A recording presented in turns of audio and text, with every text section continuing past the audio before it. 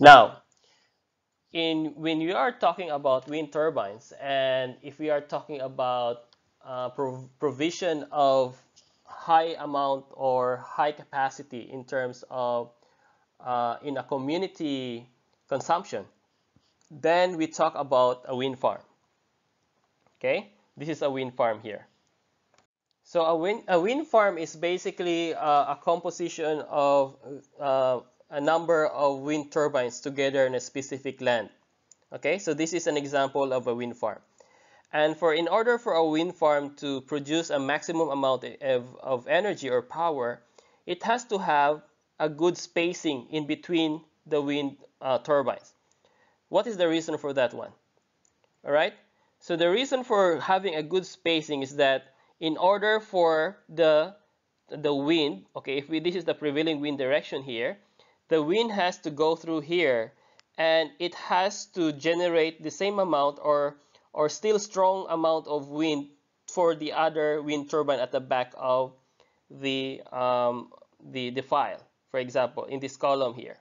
All right. If it's too close enough, there's a tendency for the turbines to be dangerous, to be close with each other, and also we are decreasing the wind speed due to the drag forces coming from the wind turbines at the front, of course. So there will be drag forces there that reduces the wind going through the other side. So there must be a good amount of spacing between various wind turbines in a wind farm. And ideally, if you're looking at a wind farm, the spacing between the two wind turbines in a prevailing wind direction, if this is your wind direction here, the spacing between these two in the prevailing wind direction, downward wind direction, should be around 8 to 12 rotor diameters. Okay, 8 to 12. So what does it mean? Okay, rotor diameter. So it could be 8D to 12D. So if your rotor diameter is, let's say, 50 meters diameter, so what does it mean? So this part here, if it's 50 meters, and I have to choose in this range 8 to 12, so I can choose the middle part, 10. Okay, so I can have 10D spacing. So what does it mean? If your rotor diameter is 50 meters, so I have 10 times 50 meters. So the spacing is 500 meters. So this part here, I need to put 500 meters away. If the diameter, this diameter is around 50 meters. All right. The same way, if this part here is the distance between the crosswind direction, okay, so this part is what we call as crosswind direction, and this part here is downwind direction. Okay, downwind direction, or what we call as prevailing wind direction. Okay, so the crosswind, if we have the range of 2 to 4, we can use 3, so we can have 3D. So in this case, at 50 meters diameter, 3 times 50, then we can have equal to 150 meters as an example distance between the two. All right. So the configuration of this configuration could be in this one, like a lining just one column and row type, or sometimes they can be staggered like this as well to maximize the wind. So this is one turbine here, one turbine, and then the turbine has some space over here. All right. But in this configuration, of course, you have to consider the land area, because you cannot have more turbines in the land area in this type of configuration, right? So we have to consider the economics as well, of course. Okay, so the question here that is in this side here, does this mean that a wind farm with several large wind turbines would produce the same energy as one with large number of small turbines, as long as the total area of the rotors is the same? All right, so again, does this mean that a wind farm with several large wind turbines would produce the same energy as one with large number of small turbines as long as the total area of the rotors is the same? What's going to be your answer for that? So please try to check what is your thought about this question here, um, and justify exactly why do you think so.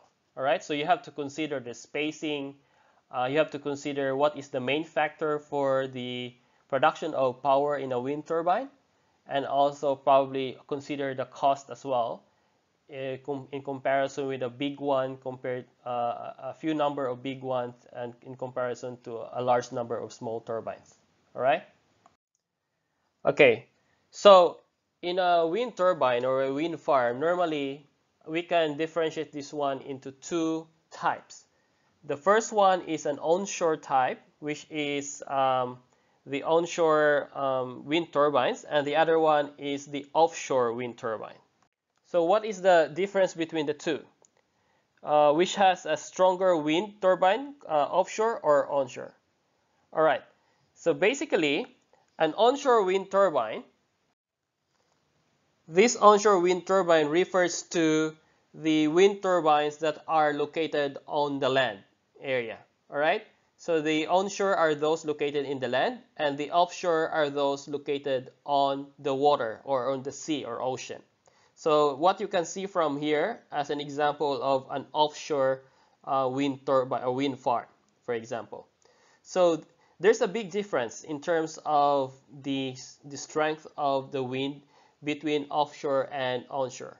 So which do you think has a much faster wind speed? All right.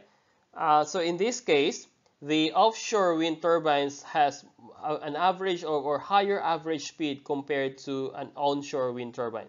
So offshore are those located on the sea.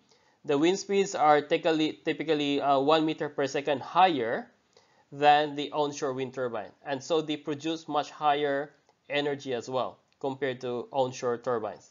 They have much higher capacity factors.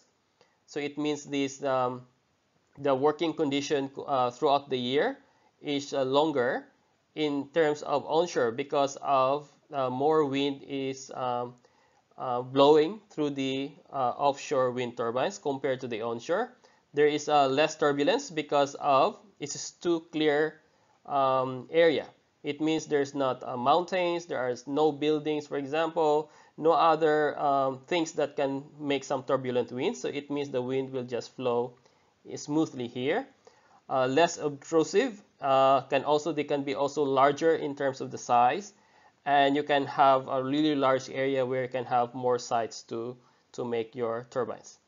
Some of the disadvantages, of course, if you look at the situation on offshore wind turbines, for offshore, they are higher in construction and maintenance cost. Yes, that's true. Because, of course, it's not that easy to do the offshore. It's on the water. And so you have to make sure that the foundation is quite robust, so it will not fall easily. And also the seawater is quite, basic or has the pH is quite high. So it could also produce some destruction on the metals, for example, or the cement or concrete that you use as a foundation. And it is more expensive to connect to the grid because as you can see, you have to put a line here, right? So you have to put a line towards the sea, a very long line towards the grid because the grids are on the land. Okay, and of course, if you look at the maintenance, you have to see that it's not easy to come to the sea and then maintain them on a regular basis. So compared to an onshore, the offshore has more expenses throughout. So typically, the power densities for the wind farms on land is around 2 megawatts per square kilometer. The other one for offshore is 3 megawatts. So there's a 1 megawatt higher for wind farms in offshore site.